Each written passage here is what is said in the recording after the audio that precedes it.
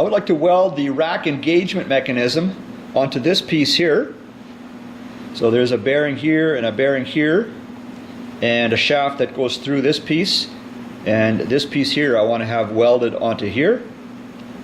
So to line up the bearings parallel with these plates, I'm planning on using shims, so I'm doing some test fitting there already. And I'll take this apart and I'll show a little more what's going on. So I have a spacer taped on both sides, and then I'm also using this stuff, which I think is thin ductwork material, so the same quantity on each side. So this is my second version of this piece here. The first one was too short, and this one turned out to be a bit on the long side. So I've been doing some clearancing on it with a die grinder, both here to create the clearance and also on the edges to make room for some weld in there. So I can feel when I turn this thing past center, there's some resistance there.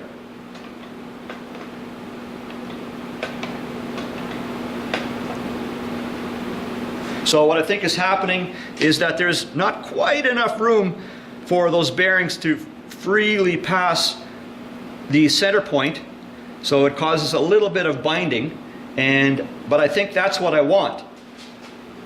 So I'm going to go with this. But hey, I've never built a log splitter before, so there's that.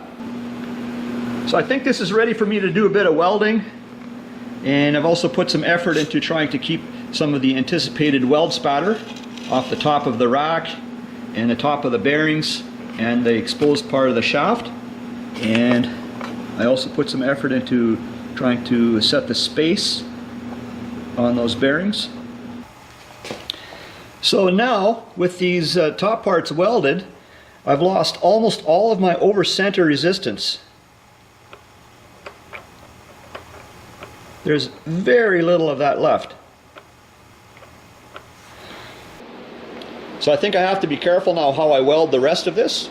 For example, if I would lay a long continuous bead on one side with no weld on the other side, then I think this piece might no longer be in this exact same alignment with this piece.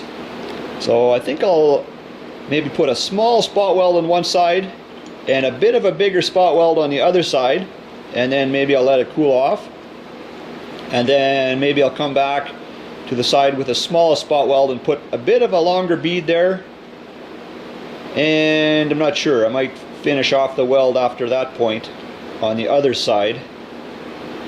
Something like that. I have to be careful with this. So it's cooled off already. So that's the small spot weld. Bit of a bigger weld. And then now I think I'll do an even bigger weld here, but not too big. And then I think I'll let it cool off again.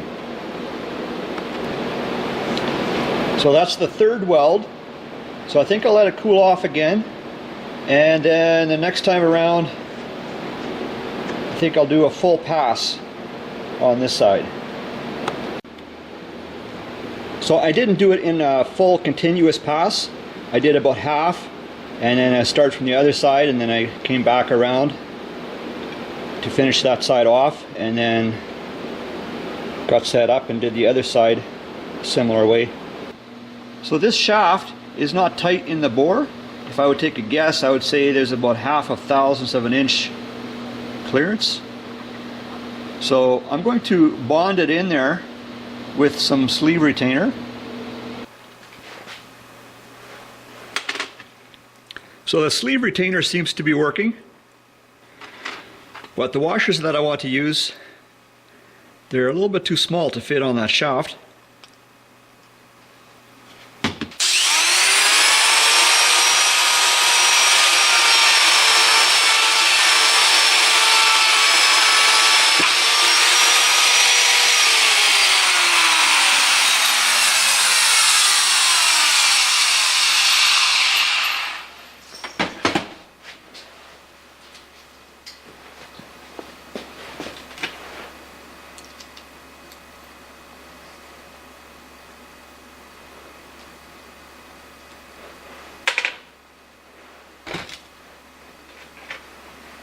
A little bit more.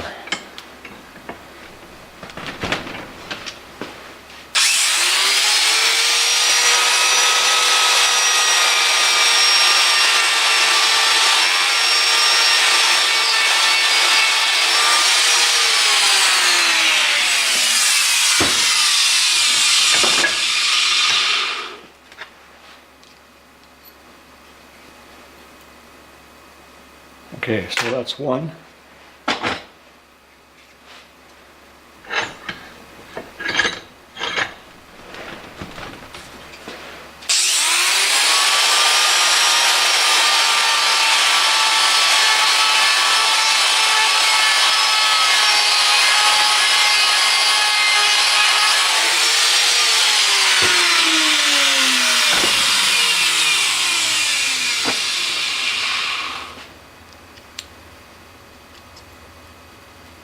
Okay, I think that should work.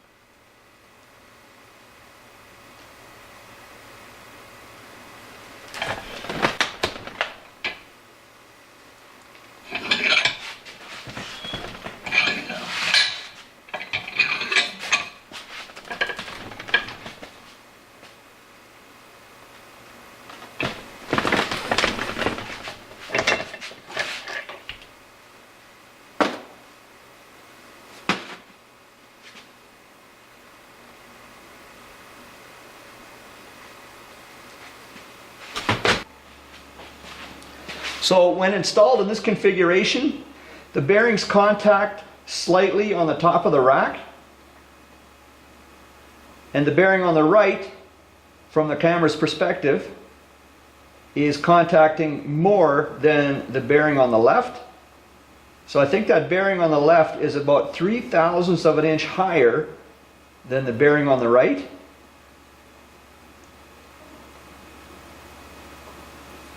And I also did some clearancing in here, so I think the welding may have affected the inside of that bore.